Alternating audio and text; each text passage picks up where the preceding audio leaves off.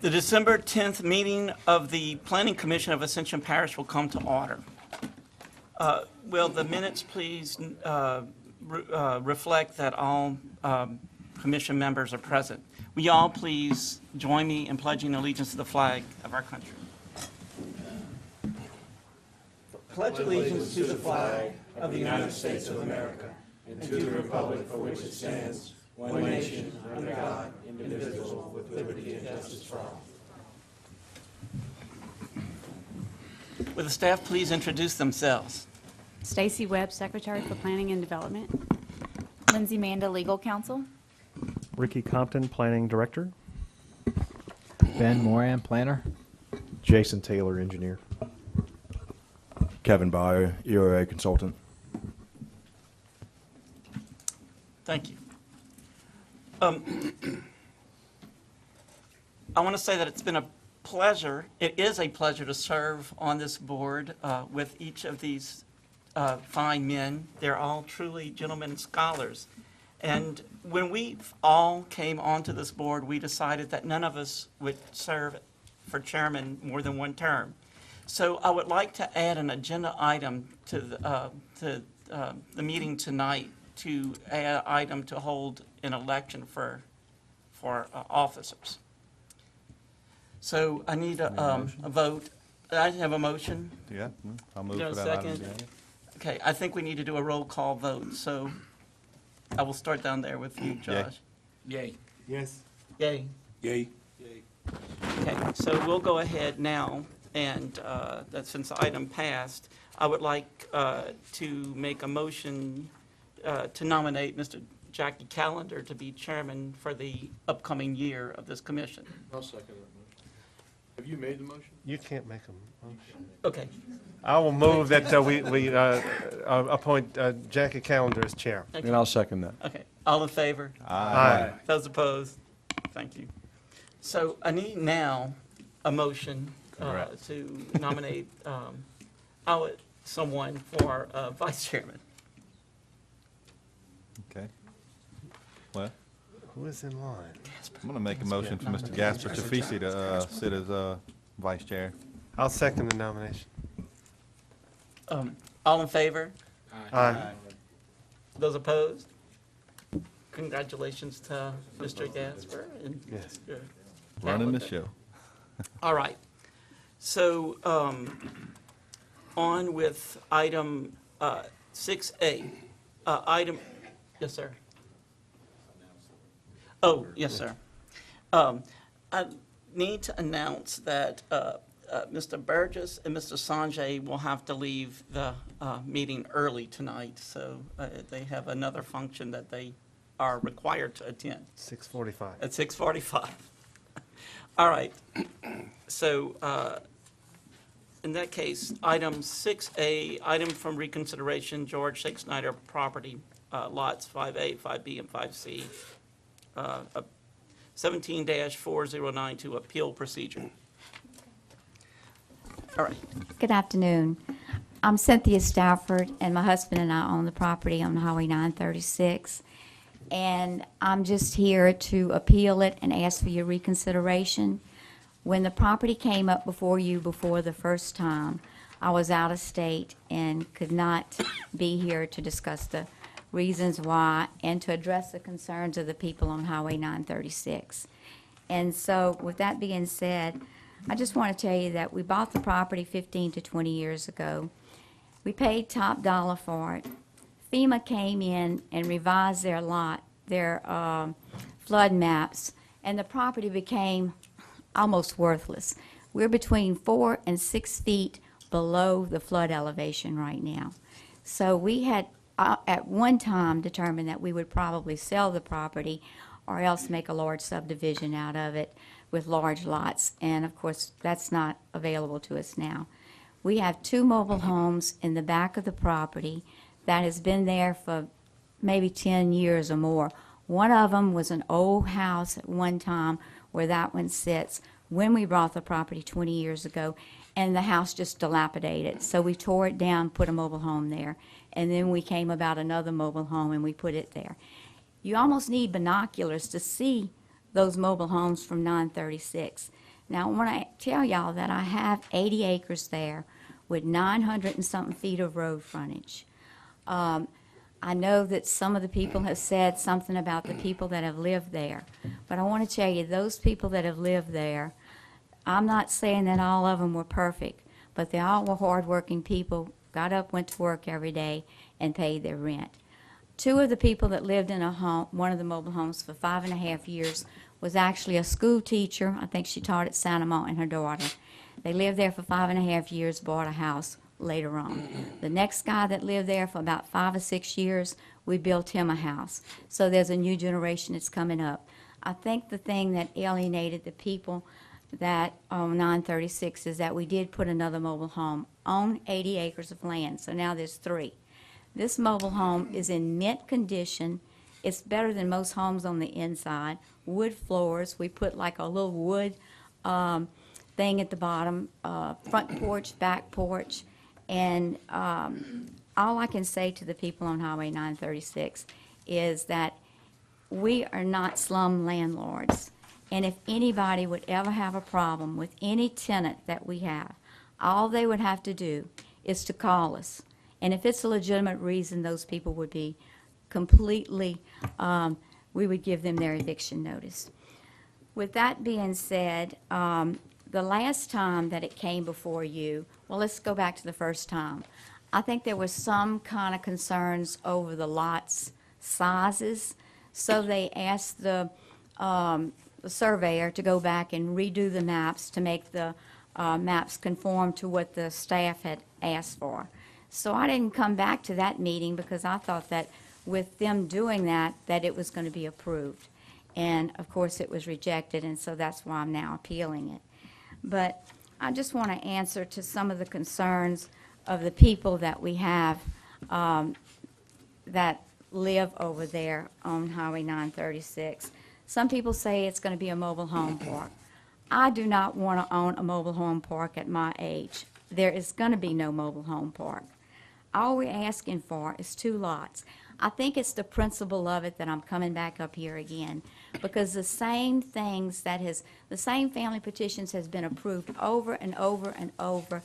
I'm talking about hundreds of times.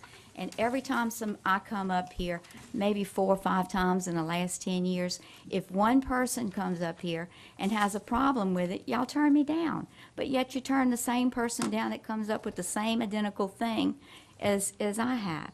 So I just think it's kind of like a principle that I've came up here again. We're not going to put a mobile home park there. There's no way I can put a mobile home park there.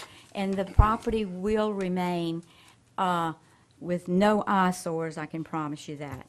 The renters have been, like I said, I can't judge renters, but all I can tell you is most of them were born and raised in Santa Mo. People in Santa Mo like to live in Santa Mo. I know that anybody that lives in Santa Mo knows there's not hardly any subdivisions, any land that's available for sale. And if it is, it'll cost you $10,000 to $15,000 to $20,000 to put a slab for a house over there right now with what FEMA has done to the property values. This is just something that I can tell you that there will be absolutely. And the renters that I have right now, one of the renters that we just put a mobile home, like I said, that individual, I think she's a school bus driver, and they actually have family down the road, and that's why they moved there. The property values, I can tell you that from being in real estate for 44 years, 43 years, I have to count on my fingers, a very long time, that I know somebody called my office and said, does mobile homes hurt the value of my property? And they said yes. But you have to take everything in a context of where it's at, if it's unrestricted rural properties, if it's 20 acres, 30 acres. Right now, I have 1 trailer per 27 acres. 1 trailer per 27 acres, that you need binoculars to see 2 of them.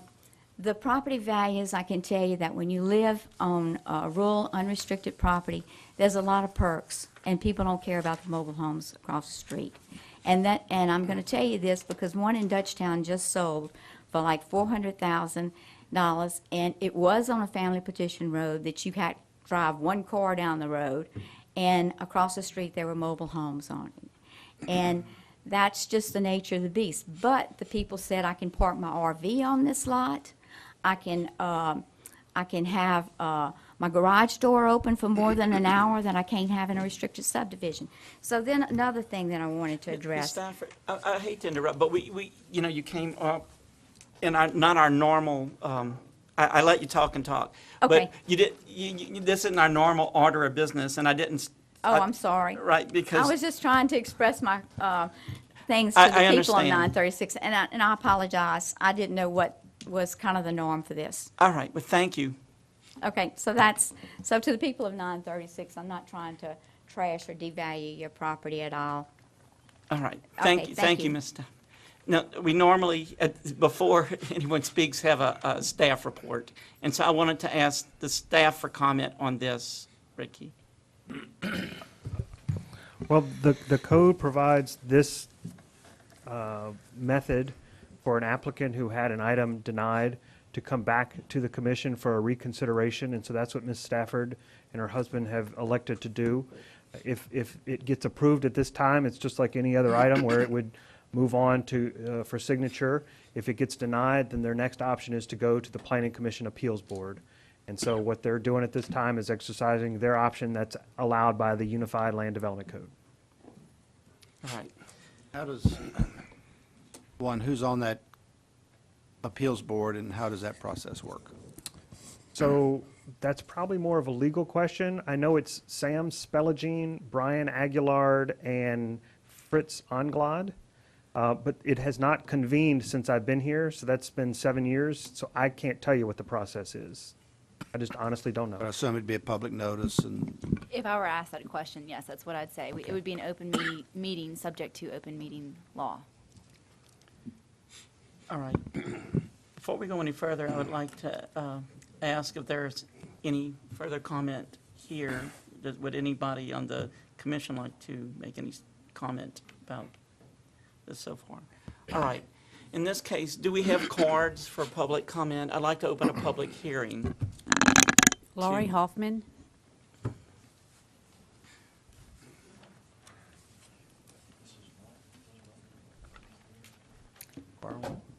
Hi, my name is Laurie Hoffman. I know y'all get to know me pretty well now. You know I live on Highway 936.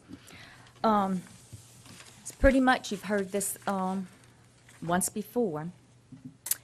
I'm going to just kind of review again with the family. I hate that Ms. Stafford left because I don't really think she knows what family partition means. It's a variance to other subdivision regulations and was meant to be used by landowners who wanted to subdivide their property among their children, grandchildren, etc., so that the family could live in close proximity. We all know of such areas just like that in our community.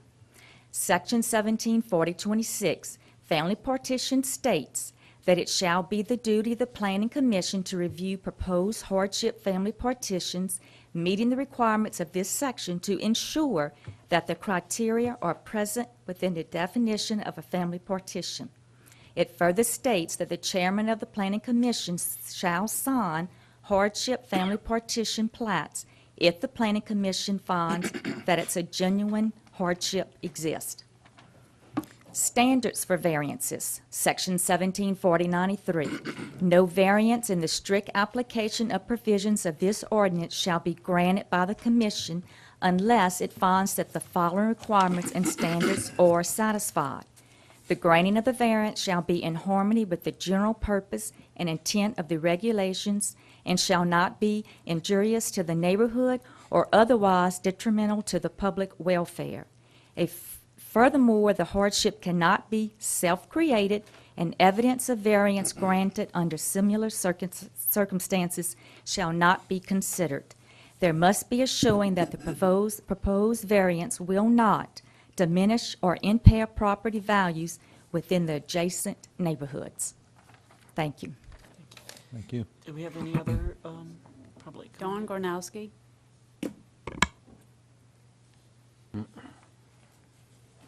Hi, my name is Dawn Gronowski. I live on Highway 936, across the street from the property that we're talking about. I'm not against family partition. I am against the abuse of the family partition. I'm against using the loopholes to create a subdivision without following the rules for a subdivision. Y'all have, members of the council, y'all have denied this multiple times already, and I request that you would deny it again to stay with your original view. And you denied in the August meeting, you denied it because it is not in the spirit and intention in which the family partition process was created, and there is not a genuine hardship proved. The Staffords don't live on the property that they're appealing for the family partition. The family partition is meant for, as I understand it, for parents who live on the property and want to give property to their children and their grandchildren so that they can all stay together on the same piece of property. On November 12th, the minutes of the commission meeting on page 6, it was asked if drainage impact study or traffic impact study was done. No impact studies came up. The family petition has been denied multiple times, and excuse me here. I think that the request for appeal should be denied, or for the reconsideration. In a newspaper article, in the Advocate newspaper, Mr. Stafford actually admitted that he said probably, and I quote, abusing I am abusing the family partition process, end quote. I still believe the family partition appeal would have a negative impact on the neighbors and would decrease property values. It has been suggested that other people have used the family partition, and maybe they shouldn't have, but two wrongs don't make a right. So again, I request denial, and I would like y'all to stand firm on, your previous view of this. Nothing has changed to make it any different. Thank you. Thank you. Lynn Gronowski. Good afternoon. My name is Leonard Gronowski. I do live on 20 acres directly across the street from the property being discussed. And I want to thank Mrs. Stafford for being here and at least representing her, because I've been here 3 times and had the results of 3 times of rejecting this issue, and didn't feel like the other side of this had a chance to speak or even let us know what their thoughts were. And this is the first time that I've spoke to any of the staffers in 25 years, even though I've lived across the street from their property for that long. And the time I talked to them was when one of their cows was run over by one of the neighbors. That's the only chance I had to talk to them. But I think one of the reasons we object to this is, well, let me back up and say something that she brought up about the renters. She doesn't live on the property. She doesn't have a resident manager. So I'll tell you, ma'am, you really don't know what you're dealing with over there. And that's not why we're here, so I'm not going to get into personalities and he did this and I saw him do this. That's not what I'm here for. But it is a major misconception that she has. But we again don't object to family partition. It's a beautiful thing to be able to share your land with your generations, have 3 generations looking after the older generation and the younger generation. It's a wonderful thing. We're against its abuse, and we think this is an abuse of that privilege. And we would like you to stay firm, reject it on the basis, and let's go from there. I appreciate your time. Thanks for listening. Thank you. Larry Bates.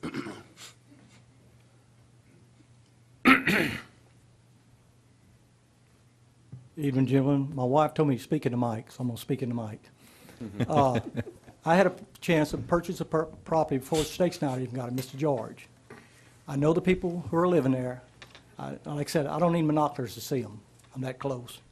Y'all know in the past what we have been experienced. But everything has been stated. I read Advocate Ms. Lewis said, you know, I respect the people. I believe in family petitioner. But the abuse is what I don't understand. You guys have a code. You wrote the code. I read it. I read what Ms. Cynthia said. I understand where she's coming from. The same token, I have a gentleman who's living right next to where the trailer was put down, the last one, and he was strict. I was hoping he was here tonight, but he's out of his own Ms. Lewis' mouth. He stated that I plan on putting trailers here. Now, I understand these people want to make finances. They're business people. I understand that. I understand a man says sometimes I want to do what I want with my land. Same reason, I did a little research. I found out it did depreciate my property value. I do have flooding I didn't have before. She don't have to worry about trashing up the property. Her people, like Ms. Kanowski said, are dumping their household garbage on the side of my property. Therefore, it's time being for actually it floats onto my property. So, you know, I'm aware of all that. All due respect, I'm going to ask you to deny it, because I live next door. I see what's happening. I done did my research. You guys got the facts. You got a code. I hope you have the backbone, I'm going to say it in disrespectful, to live up to this code and follow through with it. Thank you. Sue Heath.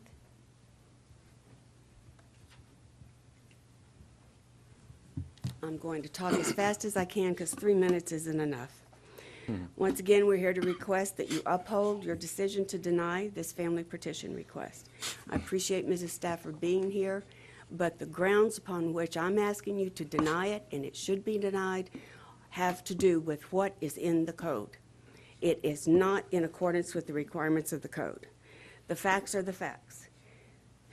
The code clearly states that this should be based on hardship. A family petition is based on hardship, or as Ricky says, insufficient road frontage. That is and shall not be self-created. The fact in this case, the hardship was created via the simple petition filed in 2010, where they divided the 80 acres into 8 lots, 6 of which took up all the road frontage. Self-created hardship. Mr. Compton's comments made in the November meeting that this is a judgment call and that they don't look past the family petition clause when making their recommendation was quite appalling to me. In my opinion, he is absolutely wrong. Mr. Pryor had just reiterated for at least the 3rd time during the last few meetings that he had a legal opinion from the prior attorney of the Planning Commission that says the hardship cannot be created by the landowner. Standards of variances apply to family petition, which is in itself a variance. Notwithstanding Mr. Pryor's comment and the legal opinion, if you look at the family petition, section 17-4026, paragraph A1, it states, and I quote, all, capital A, capital L, underline, all provisions of the subdivision regulations shall be followed except the requirements under construction standards for concrete, etc. This statement makes it abundantly clear that the provisions of the variance section 174093 apply to hardship applications. Both the family petition and the variance are found in section 4 of the code subdivision regulations. That in of itself is enough to not grant this and not even go to an appeal. There are no questions. There's no judgment. There's no gray area. It's in black and white, crystal clear. And please note, I'm using the existing family petition. I'm not using the one that was revised to be in effect in January. I used the old family petition that was in effect at the time that this was filed. In reviewing the appeal of the decision application completed by Mrs. Stafford, I really don't think she understands the true meaning of hardship. She talks about financial gain or financial success. That's not what hardship is here. I know she had to go to the planning office to get these forms for appeal. Did anyone bother to give her the provisions that apply here in a family petition? Did anyone try to explain to her what the requirements are and why we have a problem with it? And I'm going to take a few more minutes since No, Mrs. ma'am, Stafford I'm not. got a few No, more ma'am. minutes. Stop. That's stop. We have Ms. worked- Heath, I'm asking you to stop, please. We're going to follow the rules. Well, you didn't. In the beginning, you stopped us on many occasions, but you failed to stop her when she started. That's fine. Thank you. Thank you. I also have a picture of the trailer that's in mint condition. I'll be happy to show you. Thank you. All right, are there any other speakers? All right. I didn't need to open the public hearing, I accidentally did it, I'm closing it now.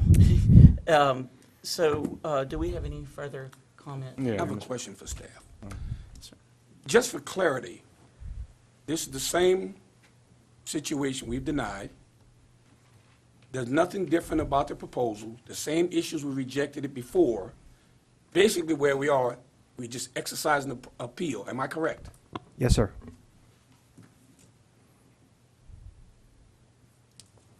I'm good. Mr. Chairman, as Jackie stated and as Ms.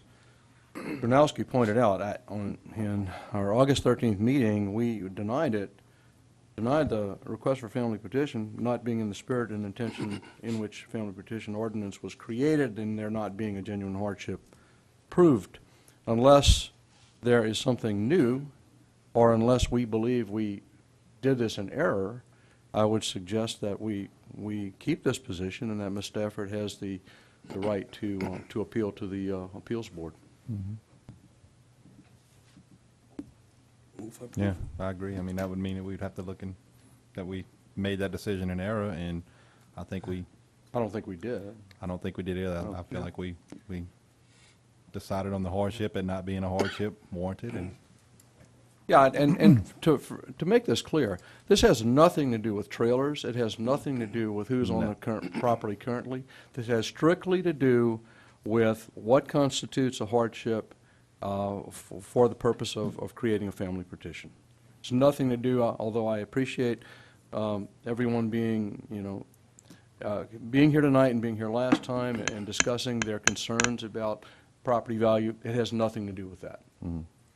And more to the point, when this came up initially in August, I had questions, I think we all did, whether or not the requirements on variances for hardships of not being self-created applied to the family partition. Subsequent to that meeting, we were produced a letter by Jesse LeBlanc, who was then the planning and zoning attorney, which stated that those requirements do apply to family partitions. When it came up last month, that controls, in my opinion.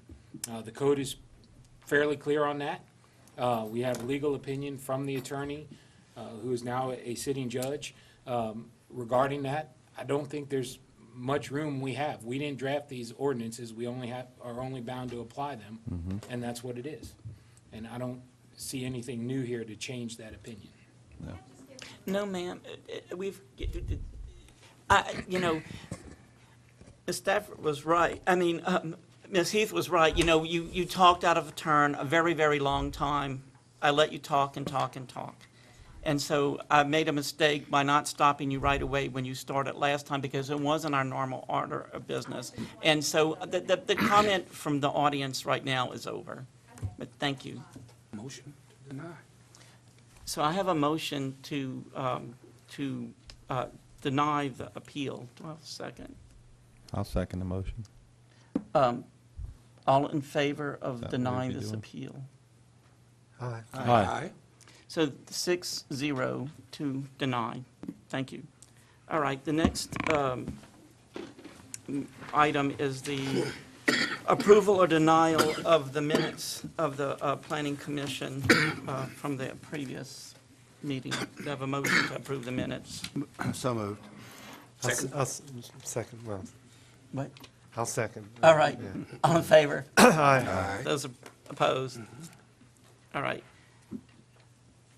And then I need a motion to approve or deny the minutes of the previous Joint Planning and Zoning Commission. So moved. Second. I have a motion and a second. All in favor? Aye. Thank you. Are there any items on the consent agenda? Doesn't look like it. No, it's all right. So then, item 9A, the Herrick Boudreaux property, lots A61, A62, and A63.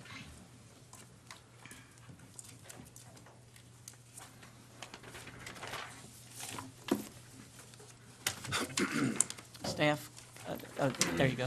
There we go. Clint Quitmore, representing the Herrick Boudreaux family partition. Any comments or questions? Staff report. Any staff comment on this? Yeah, there was a few comments that I had sent to Clint on this a month ago when it came in, and I reviewed it, and I never heard anything back from him. I resent them on the 18th. With those comments being addressed, and one of them will require variance by you guys, with those addressed, we recommend approval.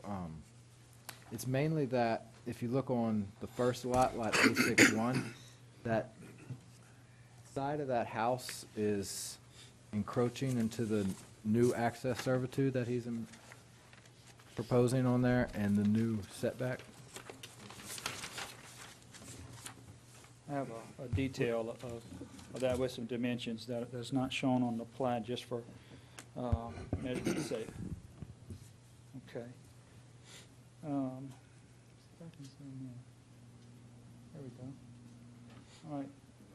What the client would like to do, this is a open carport with 3 bays. The last bay, about 10 feet, is in the 30-foot.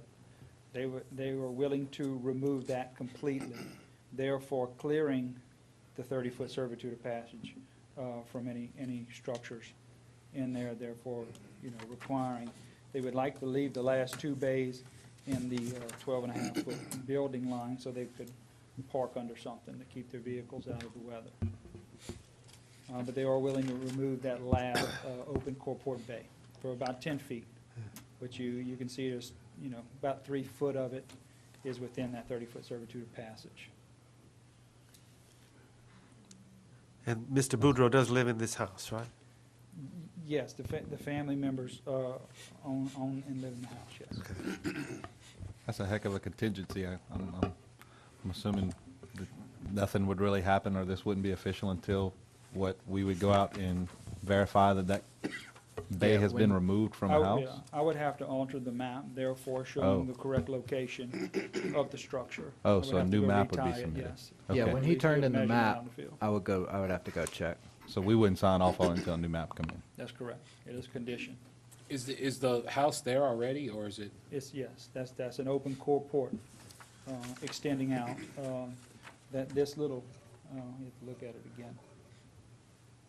This little part here is the entire open carport, about 32 feet in length, each having its own roughly 10.5-foot bay.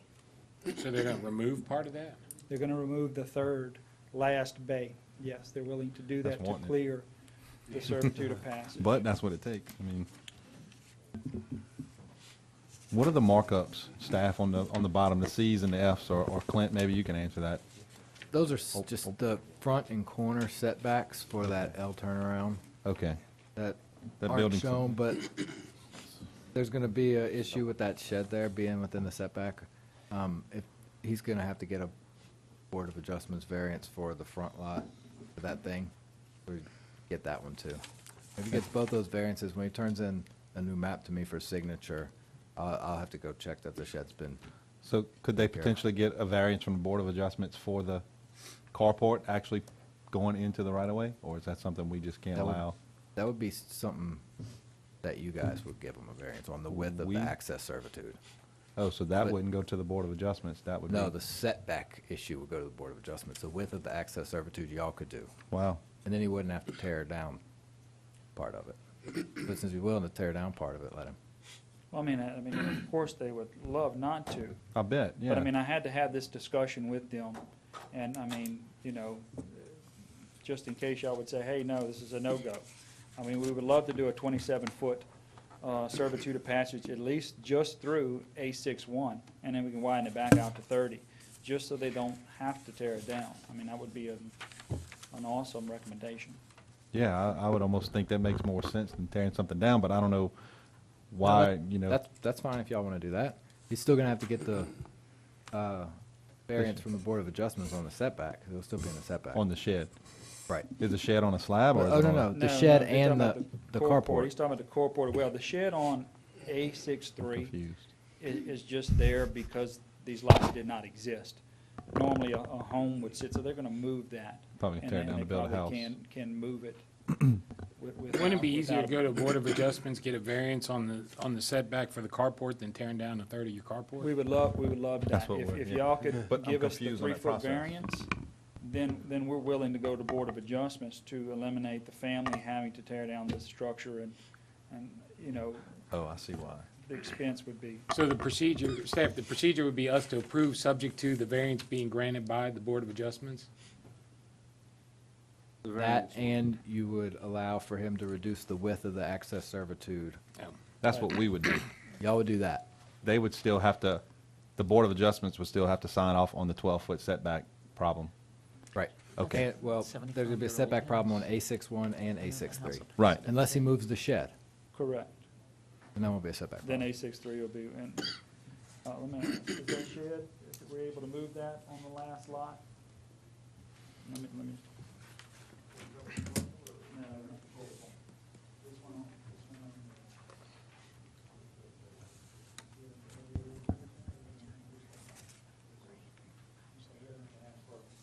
You'd have to have a Board of Adjustment, for that, it's on a slab. Y'all would want to keep that there? They would try to keep that there? I think we should try to keep it there. We'll ask for the Board of Adjustment to reduce that building line off the L turn.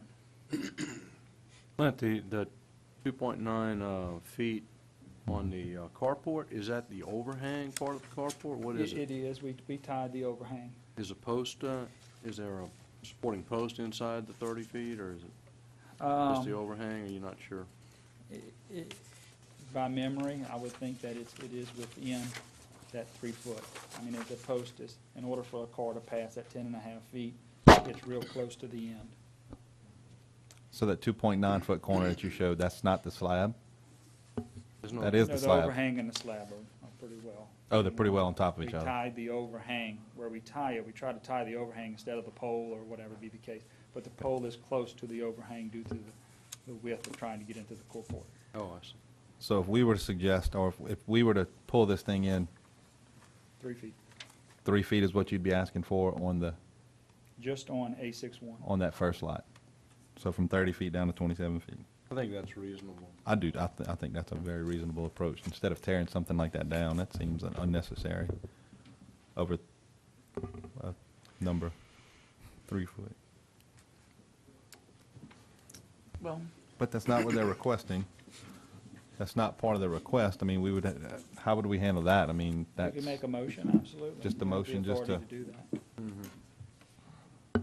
Pull the setback in, or not the setback, but actually the servitude of passage. It would be all of the contingent comments being approved What, with the addition of a 3-foot variance, is that what we're saying? No, we would just make a I'm motion lost. to change the servitude of passage in lot A61 to 27 feet. Yeah. And there's, well, And there's approve minor this. comments also. Pardon me? There's minor comments also that still need to be addressed, but those are no problem. Okay. He wanted to show the dimensions on the L turn. Right. And I've actually done that. Yeah, I agree with that. As well as the 25-foot setback is actually on the plat right now. If you want to look at the overview, it's on here.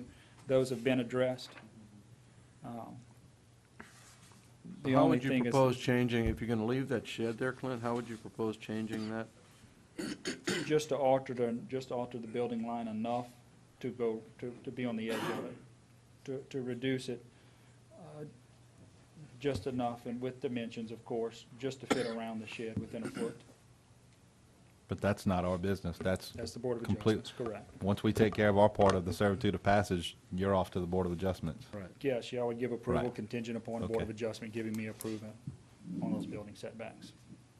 So staff, are we fine with the other comments to where if a motion was made just, with the 27-foot servitude of passage, that would cover? You know, let him reduce the servitude of passage to 27 feet Correct. on that one lot. Do any other then- contingent comments need to be included in this motion? He'll need to get 2 variances Well, that's, for front setback encroachments and other things. that's not part of our motion. He's gonna have to take that on his own, correct? We don't need to worry, about his, well, I guess it's approval contingent upon his Right. That's how variances you being usually done. Okay, contingent upon them getting the variances that they needed. I got you. Okay. So, Josh, since you have that all down pat, you want to make a motion? See if we can craft it. Yeah, so I'll make a motion for approval. Oh, yeah. Oh, I'm After the sorry. public I hearing. do need to open a public hearing. Are there any comments? And I'd like to close the public hearing. All right. Okay. So I'll I go have a ahead and make a motion. motion that we Go ahead. accept this plat with a 27-foot servitude of passage on lot A61. And also put a contingency on the motion that the Board of Adjustments variances be granted. Ricky was raising his hand. Is there any good reason not to just make it 27 feet the whole way? It's an imaginary line on the map. I figured staff would slap our hands, I guess. I mean, you're giving them the No, I- 3-foot variance. Just make it for all 3 lots. That way they don't have weird setback jogs and all that other nonsense. Just make it the whole way. I agree wholeheartedly. I agree. I and my client would be in favor of that. Accept it. Okay, Yes. so So- here comes the new motion. Okay, here comes Josh's motion. Withdrawing his former motion. So motion for approval that we reduce the 30-foot servitude of passage down to 27-foot. And that all Board of Adjustment contingencies be addressed before approval. As well as all staff comments. And I'll second that. Okay. I have a motion and a second, almost. Yes, we do. Good luck. So, all in favor? Aye. Those opposed? Great. Thank you. All right.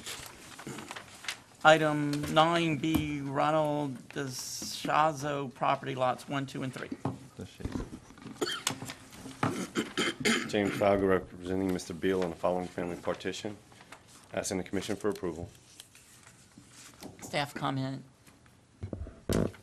Nothing, that, just the contingency that everybody who uses, I think it's just one person that uses the existing access servitude would have to sign off. And there's a space for his signature on the plat, so. All right. I'd like to open this item for public comment. Is there any comment? So closing the public hearing. Any further discussion here?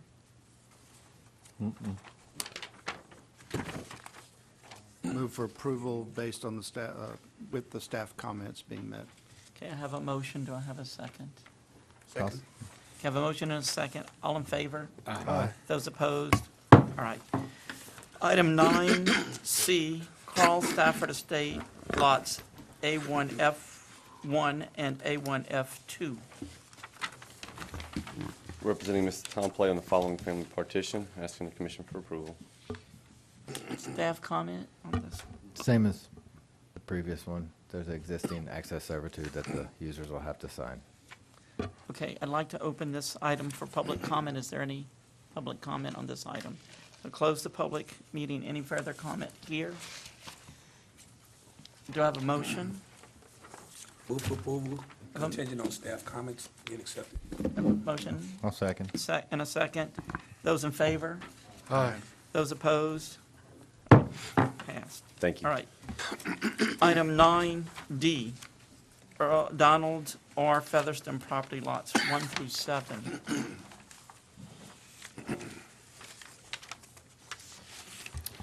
Ellen Jackson with McLean and Associates, representing Mr. Don Featherston for this family partition, asking for your approval.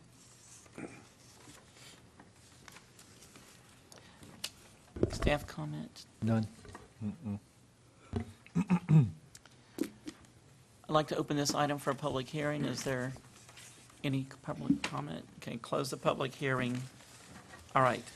All of those, excuse me, I need any discussion here? Move to approve. Okay, I have a motion to approve. Do I have a second? I'll second. Okay, I have a motion and a second. All in favor? All right, thank you. Mr. Chair, Yes, sir. before I depart, I'd like to wish my fellow commissioners a very Merry Christmas and a Happy New Year. And I would also, yes. And enjoy your function. Thank you. We wish you a Happy New Year, too, and a Merry Christmas, too. Yes, indeed. Yes. Ditto. Yeah. No. Point of order. All right, gentlemen. All right. I'll take care. See y'all. Item 9 let's see, what is it? 9E? Is that right? Douglas Reams property, lots C3A through C3F. McLennan and Associates. Ellen Jackson again, representing Lyle Decato, family partition, asking for your approval. Staff comment on this one? No, sir. Okay, so I'd like to open it for public hearing. No public, no one makes comment, so close the public hearing. Move to approve. I have a motion for approval. I have a motion and a second. All in favor? Aye. Approved. Thank you. All right. So item 10A, public hearing to approve or deny the following preliminary plats. A, Talon Drive, 50-foot private access servitude.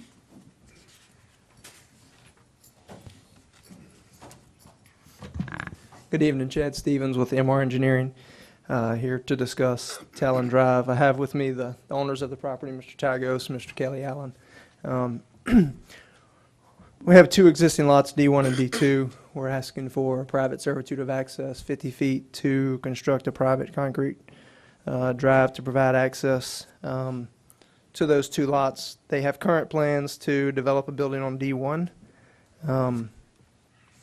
They have hopeful plans for future development, but don't have any prospects at this point, so they're just going to develop the one building at this time.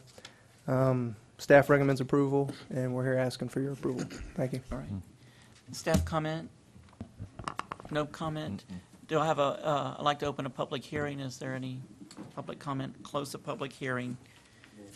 I have a motion for, Yeah. do I have a second? Second I have a motion. motion and a second. All in favor? Aye. Aye. Those opposed? All right. Thank you for your time. All right. Item 11A, Bullion Crossing, PUD, fourth filing, quality engineering. Thanks. Good evening. My name is Derek Murphy of Quality Engineering, representing Bullion Crossing LLC. This is, tonight we're asking for approval on the fourth filing of, the final plat on the fourth filing of Bullion Crossing, fourth phase, rather. This phase is the final phase in the development of this project. With that being said, we have the typical punch list items for construction, and most of those have been addressed. On top of that, this one has the uniqueness of having a developer's agreement, along with certain requirements such as landscaping, walking trails, and so forth. And those have been pointed out by staff of some deficiencies there, and some they've requested some performance bonds and some other items, and I'd like to discuss that with you tonight. One comment, one thing that was brought up in the punch list was that the walking trail was not per the final development plan as approved by this commission way back when. Due to certain topographic issues of the area, there was modifications done, and with discussion with the staff as well on some things out there, such as when you have 250 feet of where the walking trail was going to go that's inundated a good bit of the year, you want to try to make sure that the residents can actually use the trail. Also, we took one bridge, or the final development plan originally had 2 bridges in it. Well, these bridges, according to the amenities schedule on the original final development plan, show these bridges to be 14 feet, which is equivalent to the opening of the actual channel itself. During the construction, looking at this, we chose, or looked at, only putting in one bridge at the time on the northern side, but we put in a 40-foot bridge to make sure that this bridge can remain passable during any type of rain events and so forth.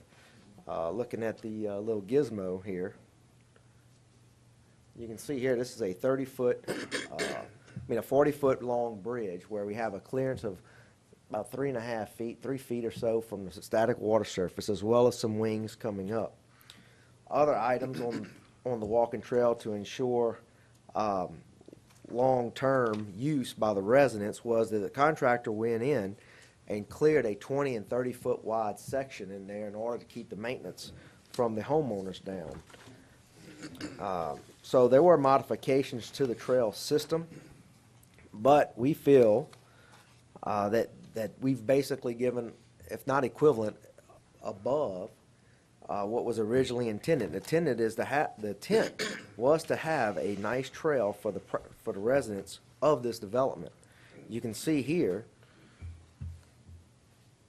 well, it's kind of hard to see with the focus. Upside down, well. There we There you go. But you can see here the wide swath that come in there in order to keep the area cleaned and maintenance. We could have went in there and did a 5-foot wide trail and just barely had enough room in there, but we chose to do it this way. We also put water breaks and culverts and that kind of stuff. The other things mentioned by staff was to put performance bond on the trees that are not planted in the previous filings of this development, as well as within this development. And though we recognize that there are missing trees in the previous developments, in the common area as well as the lots, the developer will have by the end of the week, planted another 31 trees as well as the trees in the parks today. The large park and the park within the fourth filing do have the necessary trees, as well as the other common areas in filings 2 and 3 and 1. They do have some dead trees that were done, and so those trees will be replaced by the developer. The other trees that are missing are located upon each lot. It's the street trees that were supposed to be in before the certificate of occupancy was issued by the parish for each home. And we do recognize that those trees are missing, or some of them are missing. I think 50-something trees in the original phases. We contend basically that the restrictions here, we don't own that property any longer, and the certificate of occupancy should have been held at some point to make sure that the trees were there per the developer agreement. We're here tonight to ask for approval. We're here tonight to look at those options that the staff is recommending on, such as the performance bond, and talk through it and ask your approval without those stipulations. Thank you. Thank you. Staff comment?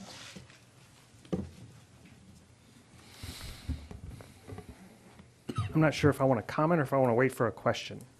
Okay, yeah. Okay. I agree. Could you comment?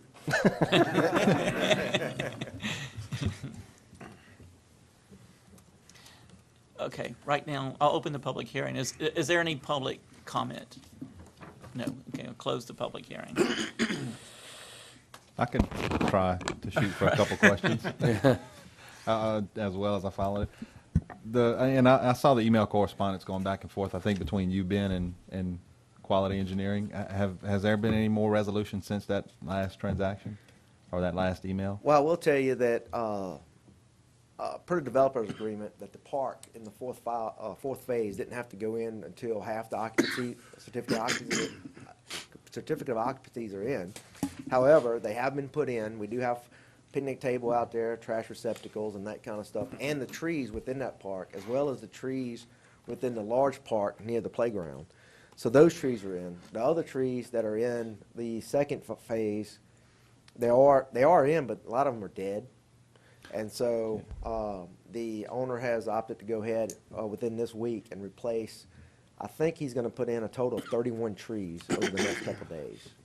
Question about those trees. Haven't we stumbled across these trees before? The ones that were dead on the third Every filing. It's the same trees. Right? Not necessarily the same trees, but the same area. Because I remember there were some that died in the same area. Then Well, that we discussed. and we put gator bags on them and that kind of stuff. And at some point, the homeowner association is going to have to step up and be a part of that. Right now, that homeowner association, I think, is still under the home builder that's in question. So I would just like to add that we didn't count any of the dead trees when we went through and did our recounts, because in our opinion, if those homeowners today didn't feel responsible enough to keep those trees alive, shame on them. We only counted the trees that were promised to us in the developer's agreement that were never planted. And I understand Derek's argument. The onus, he believes, was on us to hold a CO.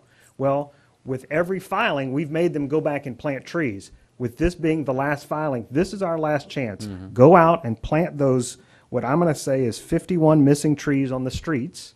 We're going to attempt, as the parish, to hold the 29 COs for the third filing of homes that aren't built and the 28 COs for the fourth filing for those homes to be built. If you guys don't require a performance bond, then yes, the burden is on the parish and the building department to not do a final inspection until those trees are planted.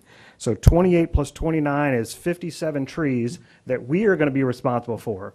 I'm saying the other 51 are the responsibility of the developer per the developer's agreement that was signed and agreed to and adopted by ordinance. So the 59 that you're saying that we're eating are the ones that we didn't issue? We're not eating.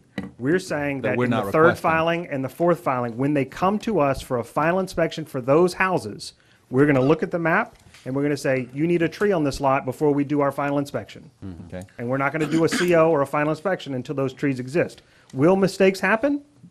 So the ones that Probably. the certificate of occupancy have been issued already, you're not worried about that at all? No, those are We've the ones written- I'm worried about. Those are the ones where every filing before, we're saying there's trees missing, go back and plant them. And in some cases, they never got planted because there weren't houses there. And it doesn't make sense to plant a tree when a house doesn't exist. I agree with that, but also what about the fact that they don't own the lot anymore, that individual homeowners? That's their problem. Yeah, but They that's- signed a developer's agreement that said this landscape plan would be built when this plan was complete. And the trees would all be alive when the project was complete. That's what it also says in the developer's agreement. Now, what if it was our problem that we didn't cover that when the certificate of occupancy was covered? That was an overstep on our part. Okay, so That's where the let's word talk "eat" about comes what from, I guess. happened in the first filing. When they came to us to approve the second filing, DSLD, who developed the first filing, went in and planted all the trees in the first filing on lots they didn't own anymore because there were houses there. They did it in the first filing. So to say that this is something new is not true. Yeah, but was that right or wrong for them to do that? They went on people's lots that they didn't own. Some of them were planted where the landscape plan didn't say to put them. Should we go dig those up at the parish's cost as well? Or require, why are you not requiring that the developer dig it up? I'm just saying that Why are we picking and choosing which way we're leaning on that? because they promised to deliver trees that weren't delivered. I mean, it's like we're being reasonable on one side, we're not being reasonable on the other side. Why are we We're picking trying and to be choosing where reasonable in the sense that they promised to deliver trees that were never delivered. Deliver those trees, and we'll take the onus of the other half as those houses are constructed. Okay. I think I can follow that. I'm telling them, don't worry about replanting trees that the homeowner's allowed to die. Don't worry about those. I don't care. The homeowner's allowed those to die. Leave those. Let's plant trees where you promised to plant trees. The 57 trees we're talking about are all on a property that's no longer owned by the developer? No, sir, not all of them. How many? 51 of them are. 1, 2, 3, 4.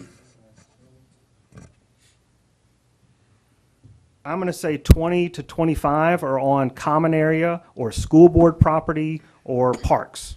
The rest are on individual lots that have houses on And them the today. developer's agreement calls for trees in those locations, and there's not, and it's not there yet? Yes, sir. But are you guys agreeing that you're going to put those, you said 31 trees, you're saying 29. And he's talking about the buffer between the south side, east side, west side, well, I don't know what side. They're talking about buffer trees, and I'm saying, don't worry about the buffer trees. Okay. I think that they may come back, they may not, but those homeowners are to blame. Not one of those homeowners built a fence that between their backyard and those fences. If those trees died, shame on them. We're not going to require them to replant them. Yeah. Is there any, I'm sure there's restrictions and whatnot for the homeowners association? Does the HOA exist? Or is it formed? Still the developer. HOA doesn't exist. Developer still owns that thing. Okay. Well, we're, you know, I mean, and are there any formation documents? Is there anything other than the developer's agreement requiring trees in those lots? It's just what they agree to when they. The bylaws. Yeah. We don't deal with bylaws. The parish isn't in the bylaw business. What if you knock I'm on just someone's, asking if it's there. I'm not sure, to be honest. Okay. what if they knock on someone's But- door and they say we need to plant a tree because the parish is making us plant a tree, and that person says you're not? Then digging go a hole? plant that tree in a park, because there's lots of parks. Ooh, wow. They did a landscape plan for the park, and yeah, they got the number right, but they got the tree variety wrong, and they got the locations wrong. Do we want to make them replant those as well? But the purpose of those trees on those lots are to be street trees. you wanted street trees. We need street trees on those. I'm going to argue that at this point, if we can get the right number right, then I'm not going to argue about where they're put. Okay. Just deliver on what you promised. Deliver what you promised. Okay, how about the Walking trail. bridge and walking trail I situation? think that passes a straight face test. We've walked it twice. Ben and I went out there today and stood on the bridge. We shook it. We vibrated.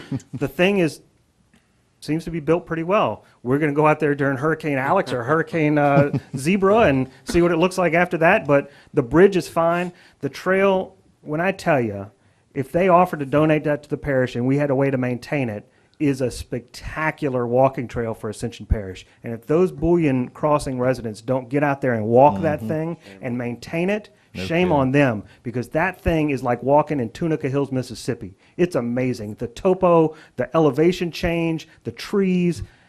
It's crazy how nice it is back there. I think it passes a straight face test. Where they did not build the second bridge, it is low. And I'm telling you, they would have had to build an elevated walk 150 feet 250. to keep it out of the water so anybody could use it during any sort of rainy period. So where they built it, we are okay with. We think it all passes the test. So in the email transaction back and forth with the bridge being required, we can say that that's resolved.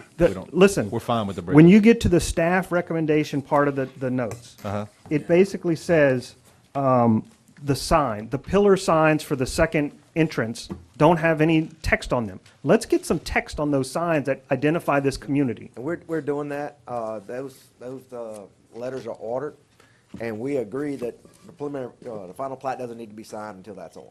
Okay, that's fine. Well, I mean, So we make that a contingency. There's a It'll follow right punch into list item, and we had some back and forth interdepartmentally of which items belonged on the punch list and which didn't. There were construction items that I believe, if Ricky Diarman was here, I think all the engineering items have been addressed. Is that correct? As far as I know, except they asked for 2 speed limit signs, which we're going through that right now.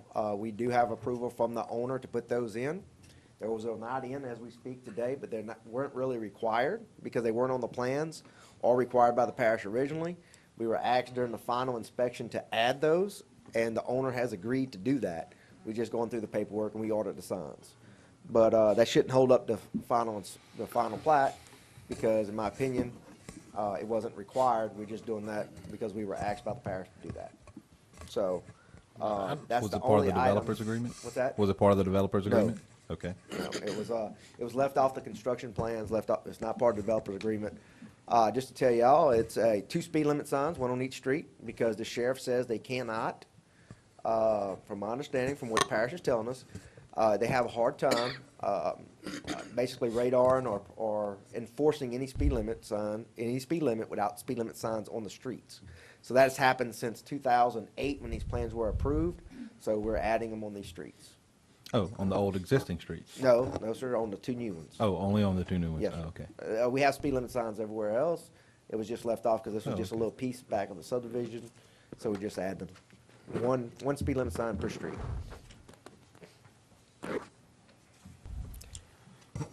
But other than that, from my understanding, all other engineering items were taken care of. Well, I would move to approve the plan, the final plat, subject to the trees being planted as per staff recommendations. Second. I have a motion and a second. I don't know about the contingency part of it. I'm confused on the tree thing. Are you requiring the bond as part of are you going with the staff recommendations, including the bond, performance bond? The performance bond would be held for the trees. For the trees, yeah. Until the trees are planted. But it's not clear to me as to what that's gonna entail in the end. Do we need to get into specifics of that, or?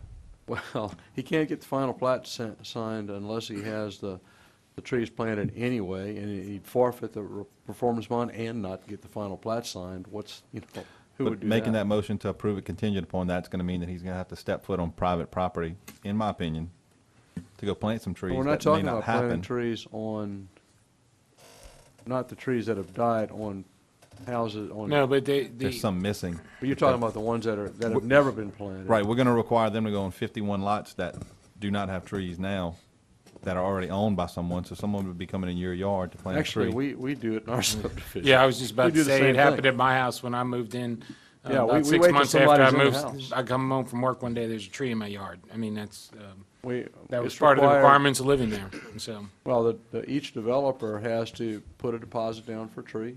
Yeah. When the house is occupied, not until then, I'll call our tree guy and he'll come and put a tree in. So that happened after the certificate of occupancy. Oh, yeah. Obviously, because you were there already. No one's And I been think that's shot, what you nobody- guys no one's arguing, been that it's driven off happened their before. property yet. That it's happened before in the first. In and this second filing. subdivision, it's happened before. We're talking crepe myrtles here, we're talking, We're talking a Class A shade tree, which they've been doing cypress trees for the most part. I wish we had that instead of live oaks. But, yeah, good luck with the roots. Well, I mean. That's why we're called Oak Alley. I know. If we call it Cypress Alley, we could change the name. I mean, I don't foresee that being, should be known to the homeowner when they move in, that they're gonna get a tree sooner or later. Yeah, we have it written in our bylaws in our neighborhood, but it's not, anything like that. All right, so do you want to adjust your motion? So what's your motion? Let me Well, my motion suggest. was to approve the final plat, subject to either the performance bond being delivered or the trees being planted. I think if you add to the trees being planted on any lot as depicted on the landscape plan where a home has already been constructed and a tree not placed. Okay. So we will take the onus for any house under construction or house not built to ensure that those trees are there. That's for the third filing and the fourth filing. But all the trees in the first filing, the second filing, and all the common areas that don't exist, we want those there. I feel like the reason I kind of agree with that, Derek, is because it was part of the developer's agreement. I mean, that was part of it up front. And just because it was a misstep on the certificate of occupancy, that doesn't necessarily mean that it's just going to go away, I guess. So Matt, would you like to alter your? Yeah, alter my motion as, I made the last based on the staff recommendation of the trees being planted on the lots which were designated for a tree, which do not have a tree currently on them. And the remainder being put in the park where, is it? Correct. And Like you if said, there's a disagreement and the property owner does not want a tree on their lot, then that tree count will be placed within one of the common areas. Okay. That's fine. Yes, That was that's part my of the original motion. agreement. All right. Okay. So I have a motion.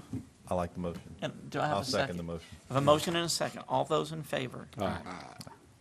Those opposed? Okay. Thank you. Ricky, at some point, the developer goes away and the HOA takes that over. What, at 80% occupancy or what? In this case, it'd be close to that, 80 to 90%, yeah. Okay.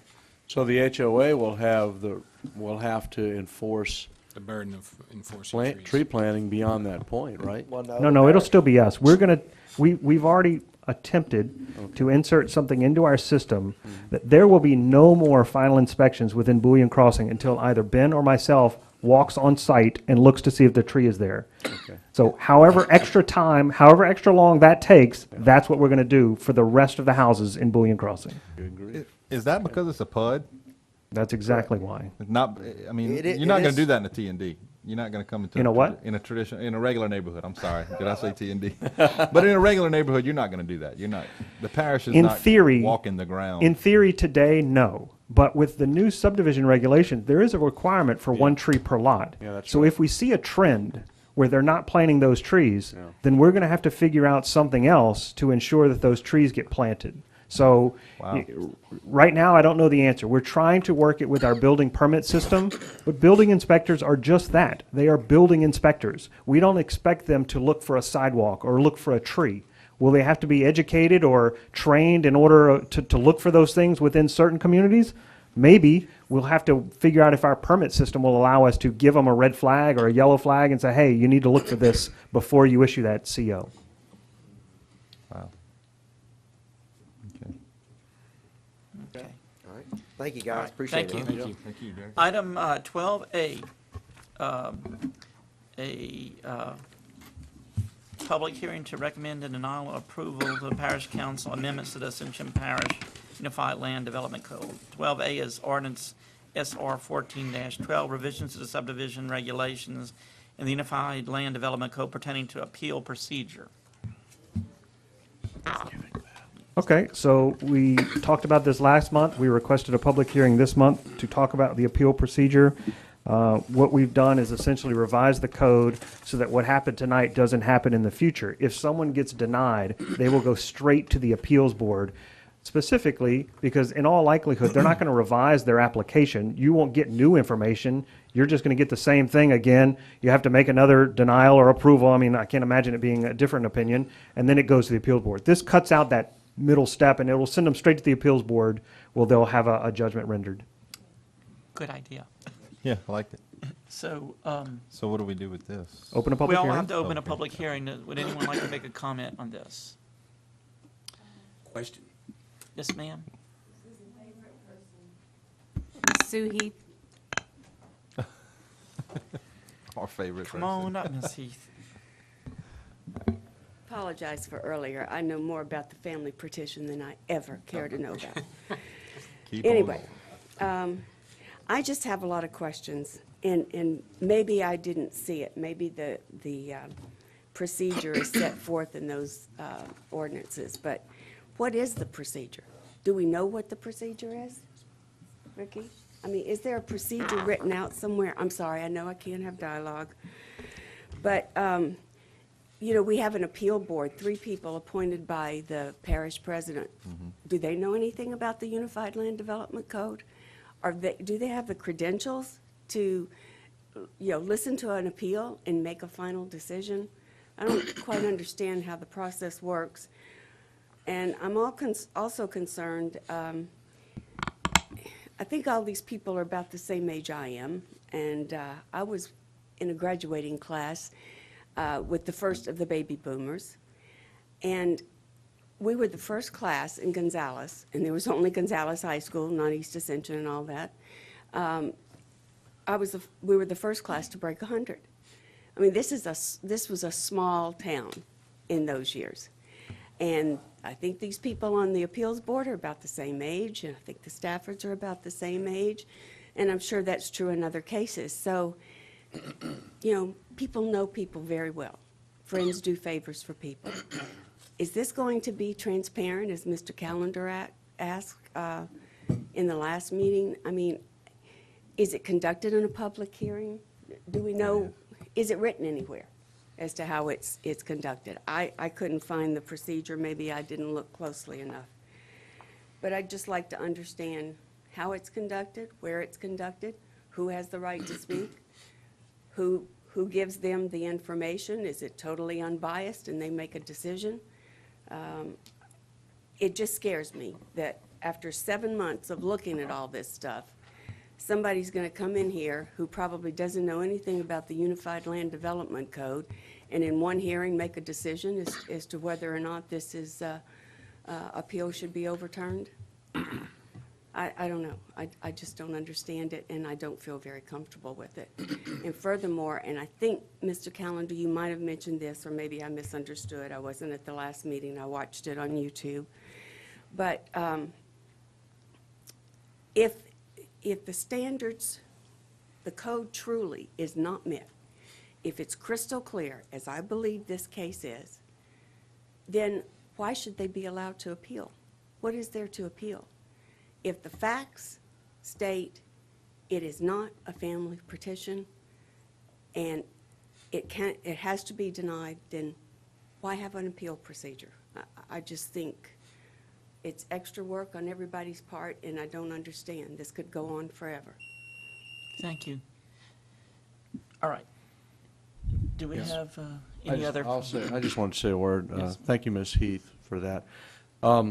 Each of us, when we applied for this body to sit here, we had to go through a kind of a rigorous application process. We had to sit before the parish Personnel committee. Personnel Committee, thank you, and answer questions. We had to submit a written application, first of all, asking, in the application, had questions on it, like, why do you want to do this? And what are your qualifications and that sort of thing. Then we had to sit through an oral interview process. Anyone at any board in the parish has to go through a similar process. I would hope, and I think that every member of this commission is qualified to sit up here at this commission. It doesn't mean that we know no, and I know you didn't. I know you didn't. I know you, I didn't mean to imply that you did. But I think we went through quite a rigorous vetting process, and we agreed to serve on this. And I think the members of the Appeal Commission board would have gone through a similar process. Now, they haven't met in quite a while. I don't really know. And honestly, I don't think any of us have any experience with that. Your questions are valid, but we can't tell. And, you know, in regards to whether or not there should even be an appeals process, because we've denied this now twice, and we're trying to fix that situation so we don't have to go through that sort of thing again. Even convicted murderers get an appeal. You know, it doesn't matter whether you believe they're right or wrong. They have an opportunity for an appeal. I would be surprised if an appeal board would see this matter, this particular matter, any differently than we do. We've got legal opinions regarding the position we've taken on this. The appeals board would be privy to that same information, but Ms. Stafford has the right to bring this to an appeals board. And that's, you know. And I just want to point out that this ordinance doesn't deal specifically with family partitions. It would be appeal of anything that we would do. Right.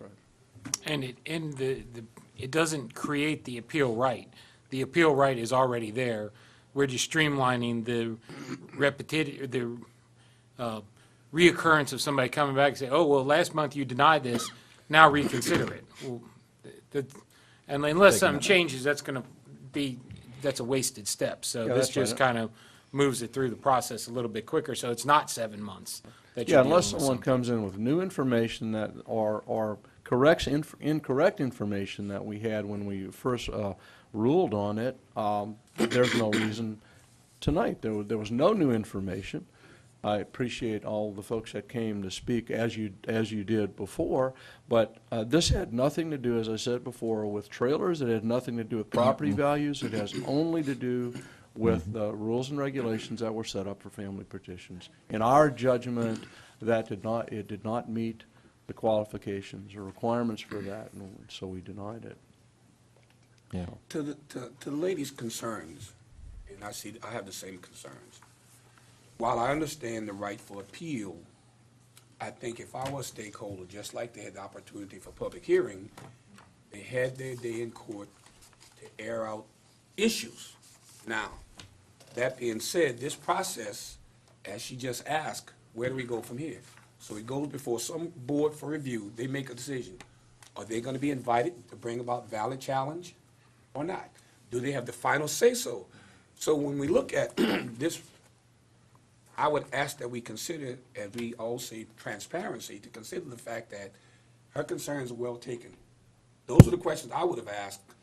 Is there a time frame? Will it be public hearing? Will I be noted? Will I have the opportunity to come out and once again state valid issues, not to quabble or argue, but they brought valid issues to the table.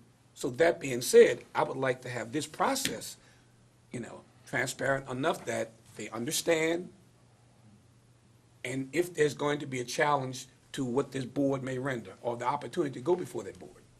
Except I don't think we're the architects of the parish government. This is true. So we can't construct the way that the parish government operates. What I'm merely stating is the Right. concern for, we're looking at this.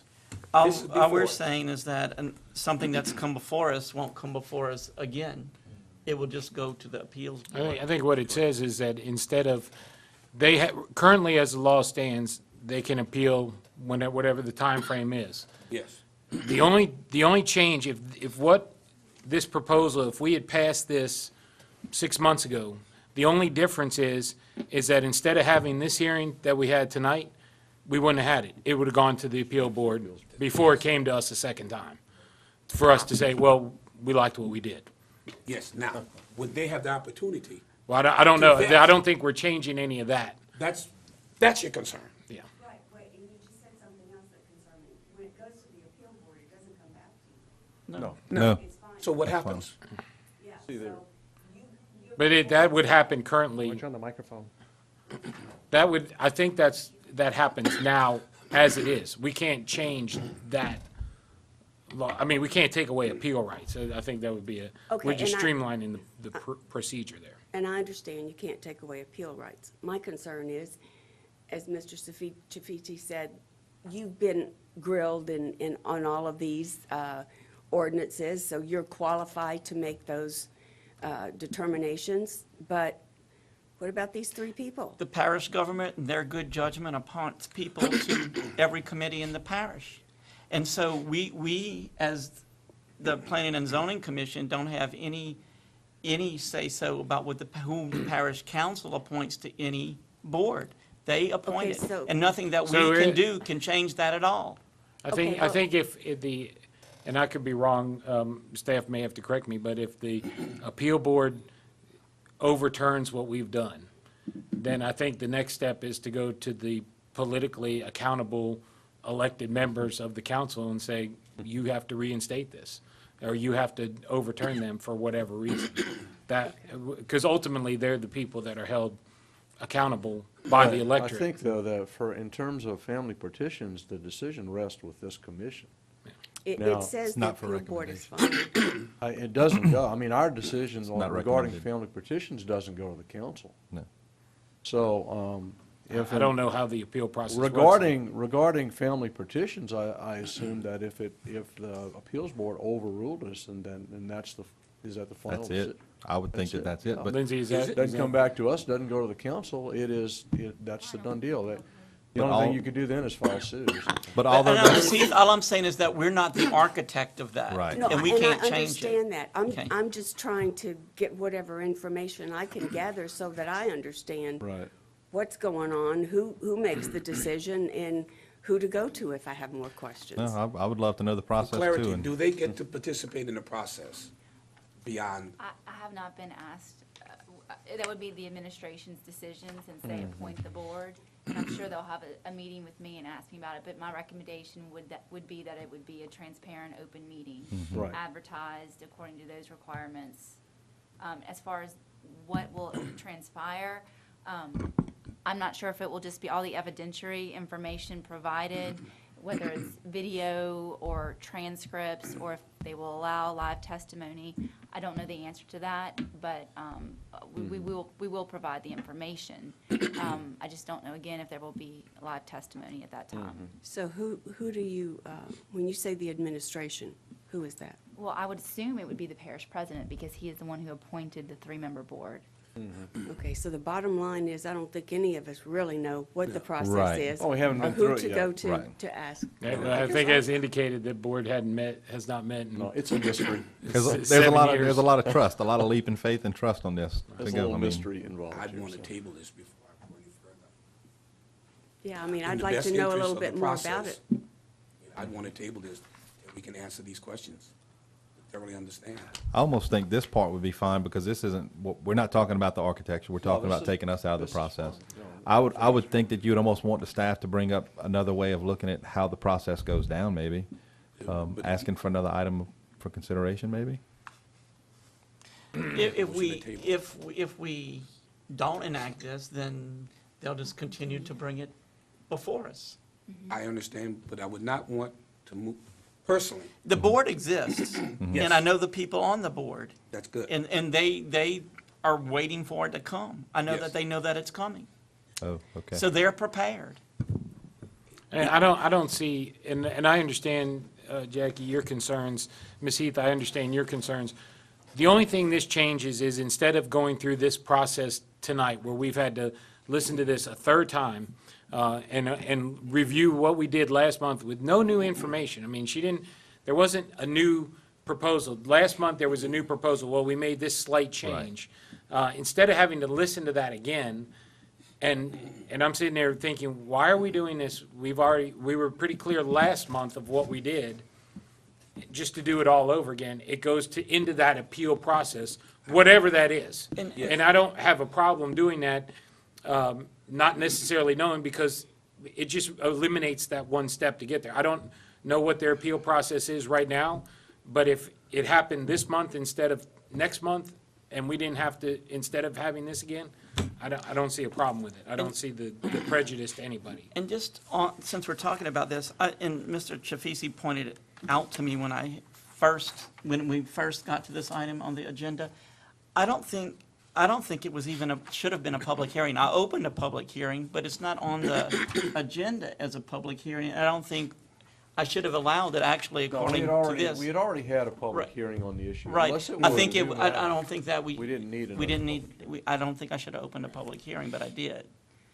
And in essence, what happened is that everybody came and said everything that they've said before. Right. And it's Right. like, we've done this, you know, What it's else? it's getting to be, You could even repeat my speech. I'm sure the you residents are repeated tired me, of- and I was said the same thing. This And Ms. is Heath, where we're at. I would recommend to you that you consider applying to sit on this commission. Absolutely. Next time there's an opening, which there might be any day, you never Thank know. you very much, but I don't know if that would be a unanimous decision on the part of the planning commission. Well, you certainly. Well, we don't get to vote on who gets on on. We don't get it. on it. You'd have to go through the same process we went through, and you sound like you've done your homework. So Yes, I agree. Thank you. Thank you. Thank you, Ms. Heath. So, I wanted to. We had a. And Ricky, this is just a recommendation. The Yeah, right. ultimately, the council would have to approve this. Yes, sir. Yeah, we've recommended approval. Have we done? We haven't recommended approval. We just had a public hearing on it. Oh, I'm sorry. There's no motion or anything, Oh, except no. Jackie's, I thought we I think Jackie's making a motion. Well, I don't want to speak for you, Jackie. My motion was tabled till I get the rest of the process. While I understand, but in the interest of transparency and concern for stakeholders, to have the opportunity to thoroughly understand the process and know that, okay, am I gonna be notified? Where do I go from here? And would this warrant any more modification? What is 1 month gonna do? This board is not going to set the appeals process. And so by delaying this another month, you guys are still not going to write the bylaws, you're not going to write the process for the appeals board. This board has the responsibility to say whether or not you want to hear an item twice before it goes to a board that you have no control over. Twice or more. Right. That's all you're deciding. Do you want to hear it twice? If you want to hear it twice, let's throw this one in the garbage and move on like a champ. No, it takes us out of the process. Did you make a and motion, Jackie, or not? I mean, I'd just say government gets criticized all the time for its inefficiency. To have something come to us twice on exactly the same issues, to hear exactly the same thing, buttresses that argument. I mean, and if we don't send this to the parish council to discuss, then it'll never get discussed. Maybe they'll have the same questions and it can get Right. clarified a little better from there. Then can I make a motion, approval contingent on providing the process so at least stakeholders will understand? I just, Well, why for don't we their just- sake, Jackie, let me suggest that you make your motion for approval, but that we ask the staff to research what the process is for appeal. And I'd say the process actually exists, it's just that we don't know what it is, because the board has met before and ruled before, and they Have- went through some process when they functioned last Well, time. The So there process- is a process that exists. certainly, but they We have a don't right know to it. know. They have a right to No, know. they have a If right I to were in know. their shoes, I'd want to know. I'd We're like not to know. changing that process at all. We're not No, we attempting to can't. We change that can't do process. But I'm Anything asking about this that. body to, you know, Yeah, that's a valid concern. I I'd like don't. to know. I'd want to know if I were in their shoes. Yeah, sure.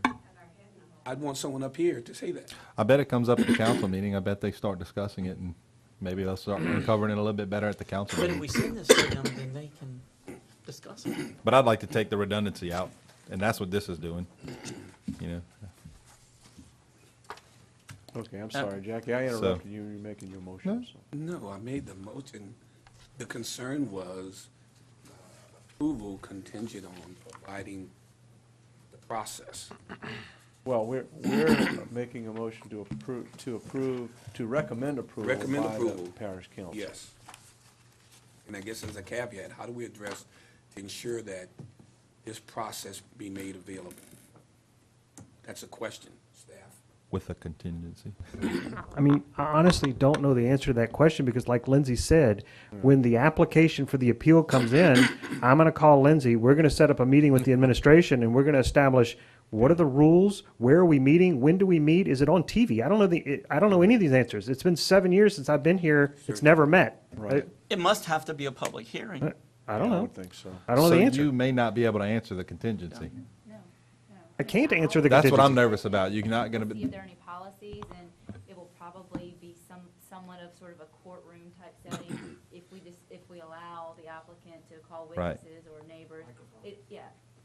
If we think this policy exists somewhere in this, why not defer this just till the next meeting? Because the policy has nothing to do with what is recommended Right. tonight. Right. They're not, this All this is commission about has is no us control over hearing. the appeal This is taking us just procedure out of the process, past that's all.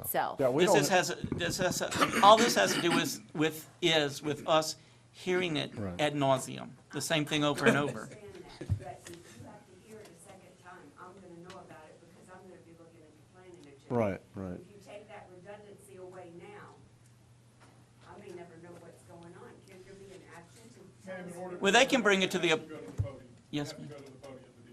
Yes, ma'am. Look, we don't have. Well, a- anyway, this isn't a public hearing in any way right now, and so, Mr. Chairman, Huh? we don't have a second to Jackie's motion. I would suggest, Jackie, that you separate the motion for approval, but request that this commission be given what the process is for the appeal, just for our own information.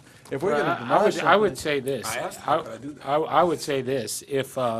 If in fact there is an appeal over our denial of the second time in a row of the George Schexnayder process, that the staff advise us of that appeal and the process on which that appeal is going to be made, so we can make that as public as we want to. yeah. I mean, because whether we do, like I said, if we pass, if this ordinance, if what we proposed would have been in place in November, we just wouldn't have had this meeting. We wouldn't have had this on the agenda tonight. If they do appeal, I think we should know about it, and I think it should be made known that an appeal was filed over this, and then the procedure set forth, which we have no control over, whether we pass this or whether we don't pass it. But if it wouldn't have come to us tonight, would they have known? I don't think anyone in this room at all can answer whether or not they would have been notified or they would have known if it wouldn't have come to us tonight. Still the concern. And I think That's legitimate. it is a legitimate concern, and that does get into the architecture of how this is written. Well, let me- taking us out of the process. Let me just clarify, the way the current code is written, we don't even know that it would have been advertised in the paper. The way we revise it, it says the planning staff shall advertise the appeal and schedule the matter before the next available planning commission appeals board hearing. That process for us is going to be advertising it in the paper and by whatever, any other means we need to advertise. So You know, basically, it's giving more rights than what we currently have.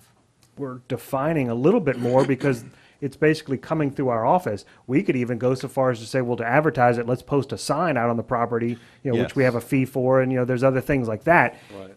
Okay. We don't control the process of the hearing, but if we want to control how it gets to the hearing, we can do that, which we've written. I think, I like that. I would be in favor of making it a little bit more comprehensive in terms of notification of the appeal, not only in the newspaper, at the property, but also to the commission members that Yes. your decision has gone for appeal. In Sign of the fee. every appeal that I've ever filed in a courtroom, you have to not only name the judge you're appealing from, but provide him a copy of why you're telling the Court of Appeal that he was wrong.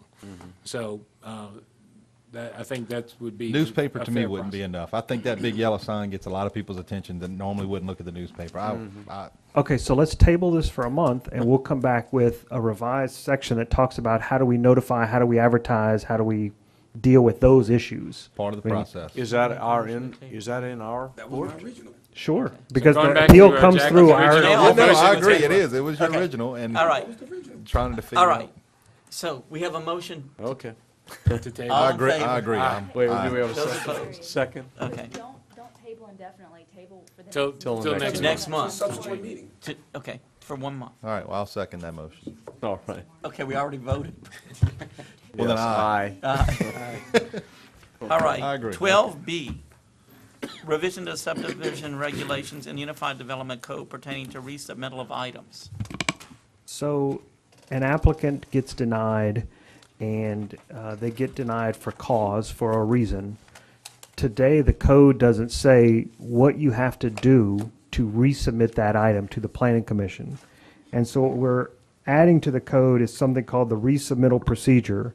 So if the planning commission denies an application, the applicant has the option of appealing the decision as defined in section 174092, or resubmitting the application if the following conditions have been met. 1, at least 12 months have passed since the original hearing date, or 2, changes have been made to the original application that address the concerns stated in the commission's decision to deny the application. So if you're denying it because it doesn't have frontage, if you're denying it because the width of the servitude is too narrow, if you're denying it because they don't meet a setback, then if they resubmit, they have to address the reason it was denied. If they don't, they must wait 12 months to resubmit, or they can submit to the appeals board. Why allow any amount of time? Why 12 months? If Because nothing that's the same changed, why- time period that we allow for a zoning application. But if nothing changed in the application, why give any amount of Because time? you guys change. Right. Oh, okay. We may not. Well, because. Circumstances may have changed. Because, yeah, there's a lot of things that can change, and I don't, waiting 12 months to resubmit something prevents what we saw with the George Schexnayder property, where we had a cosmetic change from August to November. But the fact of the matter is, the times change, the law changes, the public, I'd say, customs that underpin the law change over time. If we didn't see that, you know, there'd still be, you just see it in the way that our country developed and the way that the Constitution has changed over time. So giving an opportunity at a reasonable time in the distance, which is a year, I don't think is all that offensive. Okay. It wouldn't have stopped something like this, the cosmetic changes that they did on the plans. It wouldn't have stopped that. They would have been able to move forward with that. No, in fact, Ms. Stan? Stafford's arguments tonight had nothing to do with our reason for denying. Right, I agree with that. At all. She was arguing that the trailers were not a nuisance or whatever. No. But she didn't address at all the reasons we denied the Not at all. application. I agree. In the first place. So my other question on this is resubmittal of items. What are these items, staff? I mean, is it just anything, a preliminary plat, a final plat? I mean, resubmittal of items, that's It's anything the planning commission reviews. anything that comes through us as a commission, okay. Planning commission, yes. Okay.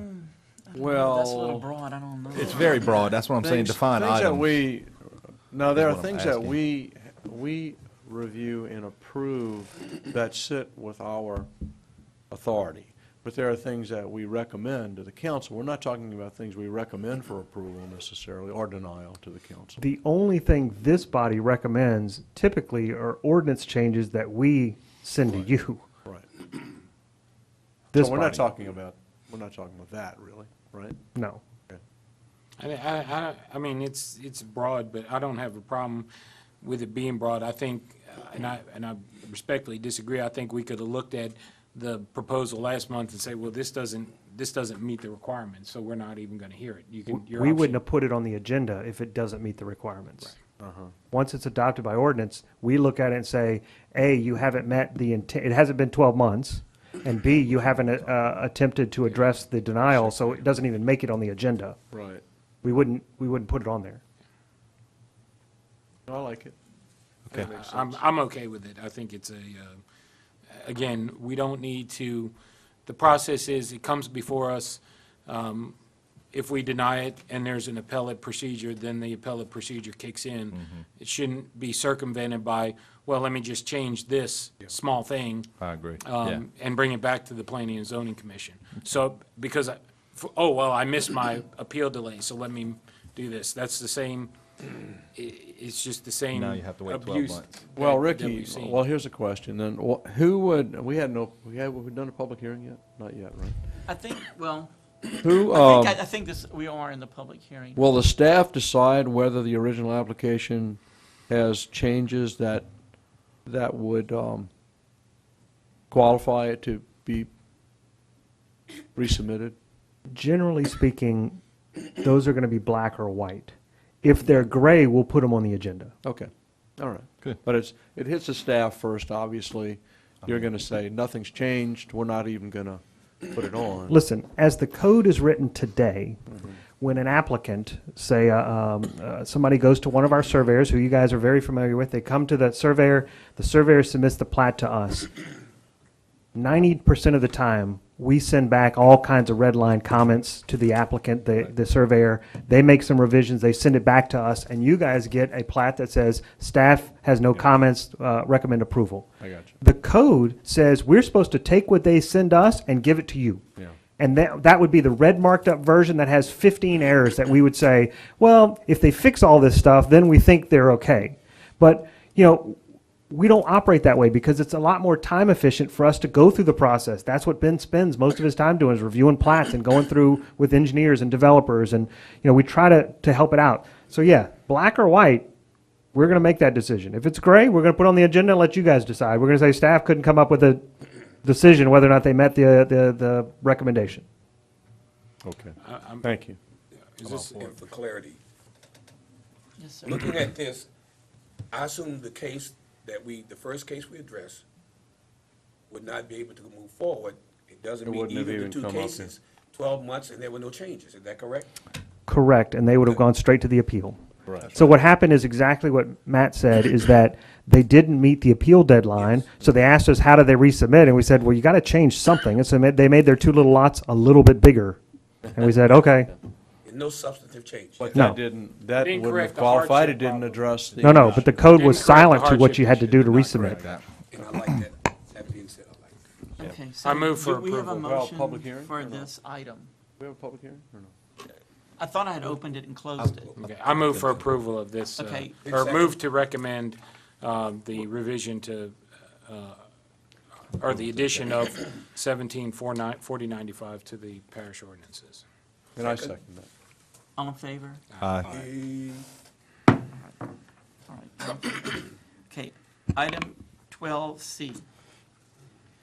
Ordinance F14-14, revision of Appendix 12 of the Unified Land Development Code pertaining to fees. This ordinance is what we talked about last month, for the purpose of paying for sign, post, and hardware for street signs that are going to go on private streets. Our office, our department, our parish is responsible for labeling streets specifically for 911 purchases, and the legal counsel has stated that unless we collect a fee, we can't spend money on private property. And so we needed to adopt an ordinance fairly rapidly that allows us to do that. Okay, This one's, I'm going to open the public hearing. Any comment? I'm going to close the public hearing. All right, any discussion here? no. Do I have a motion? I move to recommend. I have a motion, and somebody, I'll second. Matt made a second. All right, all in favor? Aye. All- approved. Move for adjournment. Thank you. Is there a staff report or Oh, sorry. engineering? Oh, I'm sorry. Staff report. Yeah, I have a PowerPoint show I'd like to go through. All right. Excellent. I'd like to table that PowerPoint. Indefinitely. All right, so is there, There is none. no, okay. Engineering staff report? No, okay. Do I have a motion to adjourn? Yay. Second that All right, motion. all in favor? Yippee. All right, thank you.